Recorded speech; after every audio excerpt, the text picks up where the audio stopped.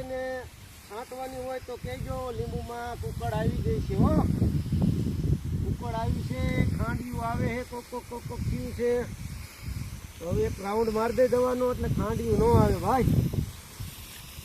આજે અમે લીંબુમાં દવા છાંટવા આવી ગયા છે. જો ફૂફડાથી બોલાવે અમારે પોહાણો. તમારે દવા છાંટવાની હોય તો કહેજો પાછા. ખાંડિયું બાંડિયું આવ્યું છે કે નહીં તમારે? અમારે આવી ગયું છે. નહીં સમજા? હા ઓ